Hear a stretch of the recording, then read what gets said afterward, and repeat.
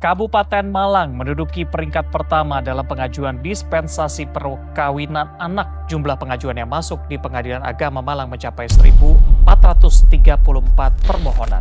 Adapun pemohon dispensasi pernikahan rata-rata masih berusia di bawah 19 tahun dengan beragam faktor dan alasan. Lantas apa yang menyebabkan tingginya angka permintaan menikah di usia dini?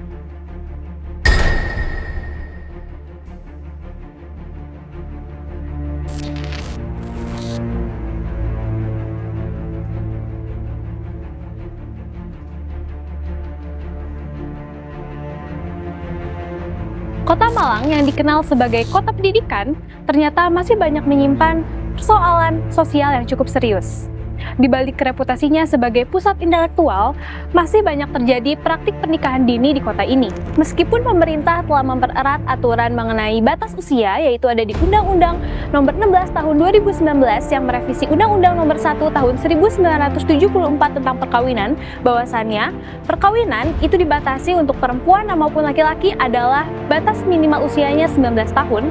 Namun begitu, kenyataan di lapangan, peraturan tersebut masih diabaikan. Data terbaru menunjukkan pernikahan dini masih marak terjadi, dengan 703 kasus dispensasi nikah yang dapat ditemukan di Kota Malang maupun di Kabupaten Malang, di mana hal tersebut terjadi selama 5 bulan pertama pada tahun 2025.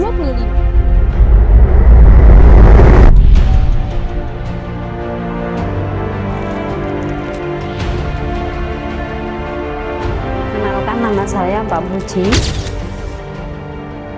Kesibukan sehari-hari jualan. Soalnya kan tinggal di kampung. Biasanya kan orang kampung setiap anak masih kecil kalau belum laku kan diomongin. Jadi keputusannya nikah muda. Sekitar 16. 16 ya waktu itu? Iya. Waktu itu usianya berapa? 24. 24.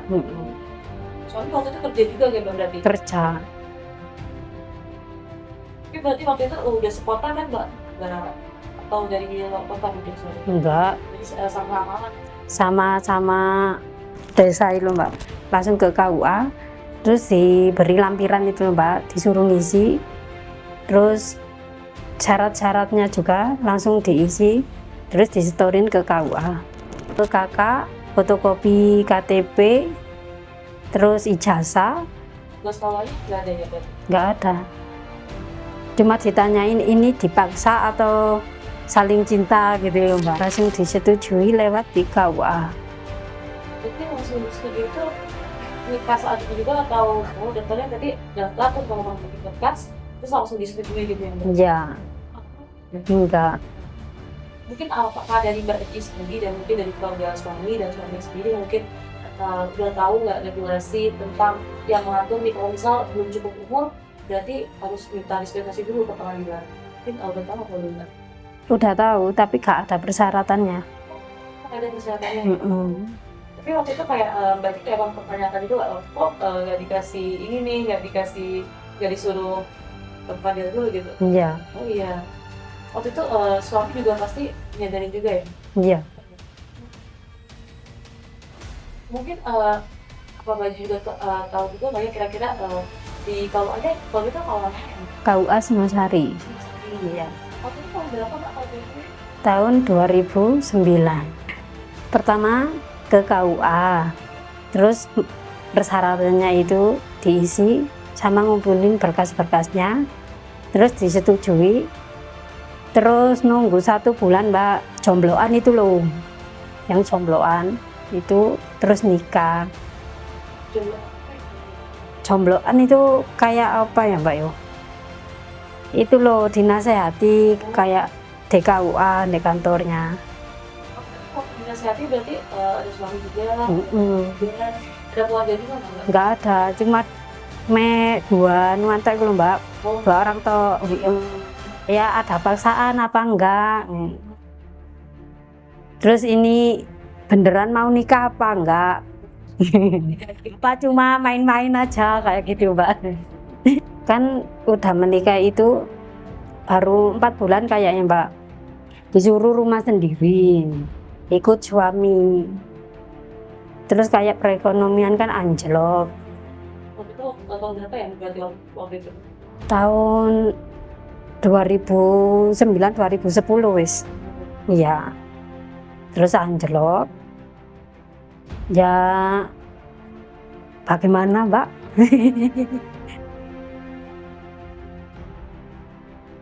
Pernikahan anak ya. Sebetulnya untuk pernikahan anak sendiri itu bukan domain pengadilan ya untuk menikahkan. Karena pengadilan agama yang sejak tahun 2004 di bawah satu atap di Mahkamah Agung sudah tidak lagi berada di bawah Kementerian Agama ya.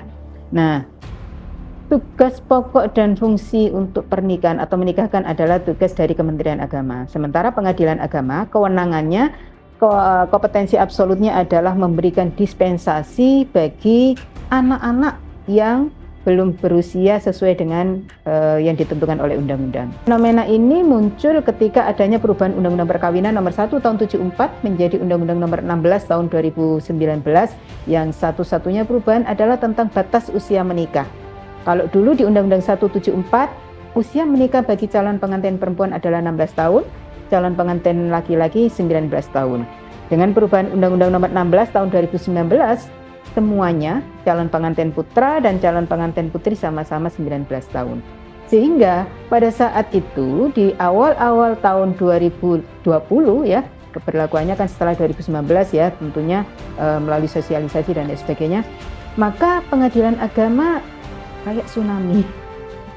Nggak banjir lagi, tsunami dengan adanya permohonan dispensasi kawin yang memang merupakan salah satu kompetensi absolutnya pengadilan agama di bidang perkawinan adalah salah satunya adalah memberikan dispensasi kawin bagi pasangan yang belum mencapai usia yang telah ditentukan oleh undang-undang.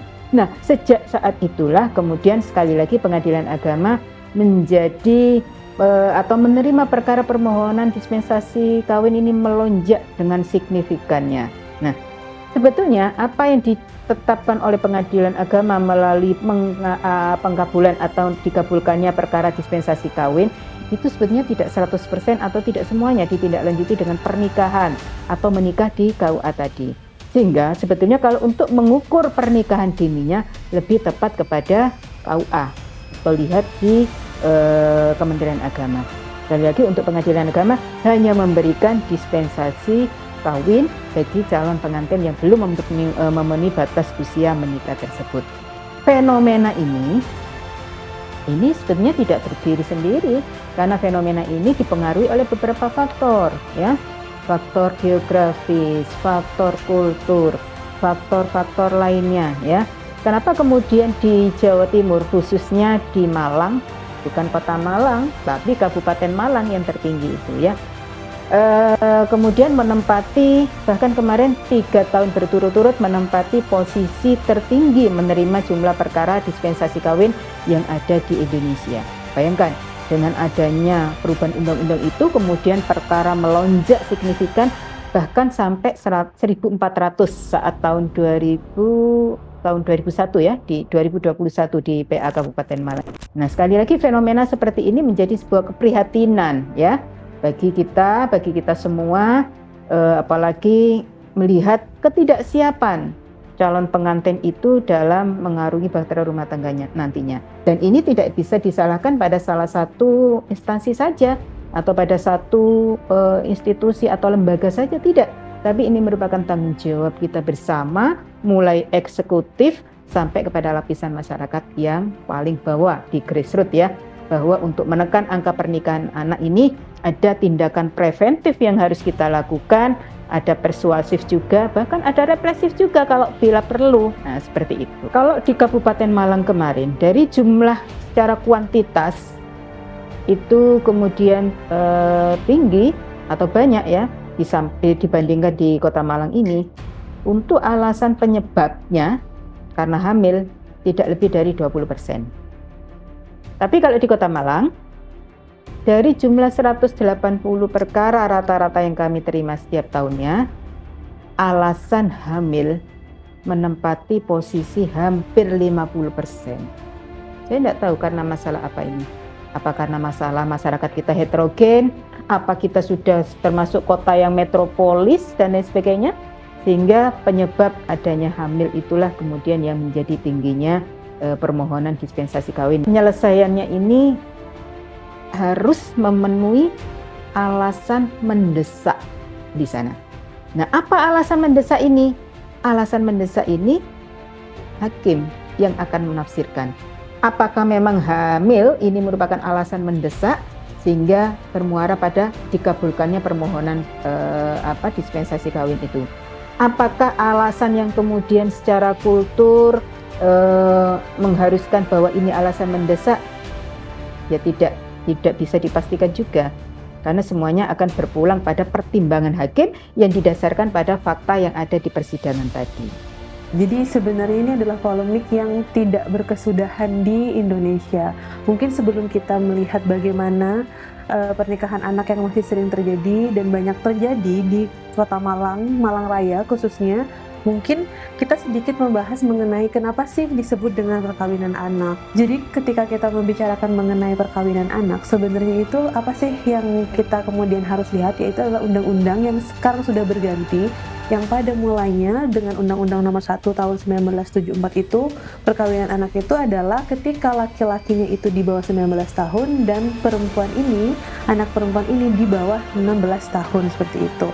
Namun dengan berubahnya menjadi Undang-Undang Nomor 16 Tahun 2019, maka dipersamaratakan baik laki-laki dan perempuan usianya adalah 19 tahun. Ini sebenarnya itu bukan bentuk pembatasan, tapi adalah bentuk perlindungan terhadap anak untuk mendapatkan hak-haknya, serta juga menyamakan perspektif bahwa baik anak laki-laki dan perempuan memiliki hak yang sama untuk mendapatkan pendidikan, kemudian memiliki masa depan yang sama. Ketika kita kerucutkan lagi ke daerah Malang, kenapa masih banyak? Mungkin salah satunya itu adalah masih kurangnya pemahaman mengenai apa sih perbedaan antara perkawinan yang usianya sudah diperbolehkan oleh undang-undang dan usianya masih dibatasi oleh undang-undang seperti itu, dan mungkin juga dipengaruhi oleh faktor sosial, faktor geografi seperti itu. Memang itu tidak bisa kita nafikan mengenai faktor budaya masyarakat yang hidup di daerah tersebut seperti itu. Kalau untuk pernyataan negara absen, itu sebenarnya negara itu tidak absen dalam perlindungan terhadap anak seperti itu.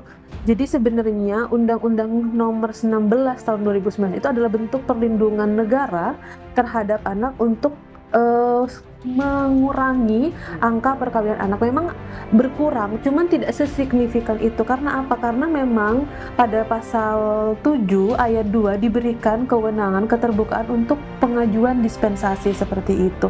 Nah, kemudian yang ada memang adalah perceraian, KDRT dan semacamnya itu memang karena pada saat perkawinan di belum usia 19 tahun itu, mereka itu sebenarnya tidak siap menerima keadaan mereka sudah memiliki keluarga. Di pasal 7 ayat 2 itu memang dikatakan bahwa ketika akan menyimpangi usia 19 tahun dalam perkawinan itu, maka harus diajukan dispensasi perkawinan.